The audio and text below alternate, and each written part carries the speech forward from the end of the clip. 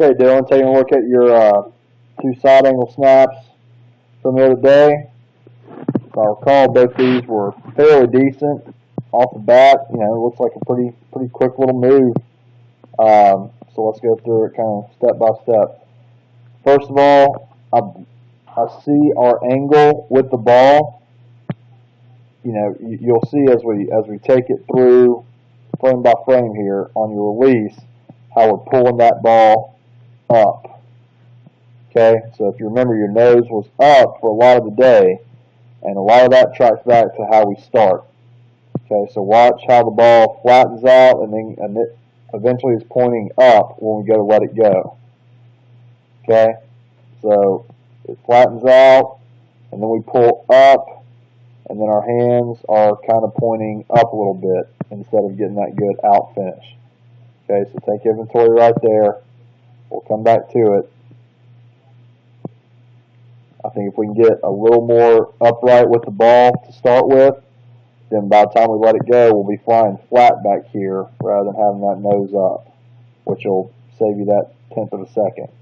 Now, going to the rest of the move, I like the good flat back, good hip angle. If we can get a little more flexibility back here in your hamstrings, maybe just get a little more extension, get your hips back and up a little bit on that shelf, rather than kind of, you know, sitting in there maybe a little bit too low.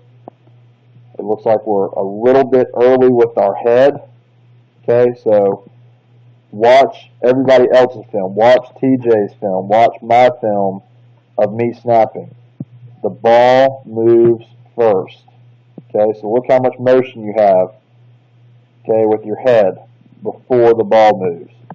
We want to get the ball moving and then throw our head so we get that extra weight behind the ball. But you see how you kind of cramped yourself a little bit right there? Okay, so really the only thing that can happen is your butt has to come up a little bit because you're in there so tight that you don't have any room to move. Okay, when I talk about that great first move, I want the ball to come up and in and then track straight back with your hands finishing right behind your hamstrings. Okay, so that's what I'm waiting for. But it's an up and in move and then back. Once the ball gets to that up and in move, that's when our head throws. Okay, so it's not a bad move. You're moving bad, getting the ball up just a little bit, but if you can sit up and have that first move where your elbows just bend in just a touch to get on track and the ball's about right here, still pointing down, and then throw your head, okay, instead of just basically jumping right now. Okay, so right now we're kind of jumping, maybe not getting a whole lot out of our upper body. We're getting great foot action. Okay, we're getting a great, you know, it's almost a jump, not so much a scoot. You're getting great depth with your feet, which is where a lot of your velocity and pop comes from. But let's fight to get this angle reestablished with our feet back here.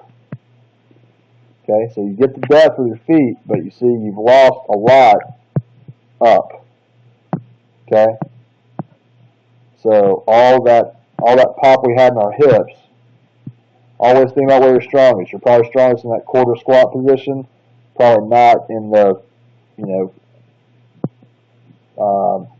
what's it called, straight leg deadlift or whatever you might call it, where you just lean over with the bar and don't bend your knees or anything.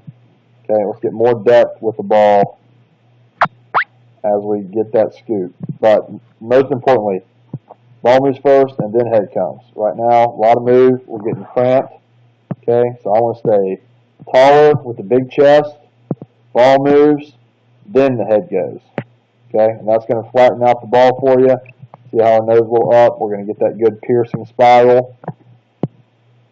It looks like the spiral is pretty good. I don't see a whole lot of wobble there. So it couldn't have been all bad. It looks like you did a great job with your left hand. Okay, look at your hand on the top right there. That one's throwing out. This one's pointing at the sky, your right hand. Okay, so again, that's part of our move being, you know, kind of a little bit up because our chest sinks down. Okay, so you see the path of the ball, chest sinks down, ball comes up. If we can get that good up and in first move, then we're ripping straight back.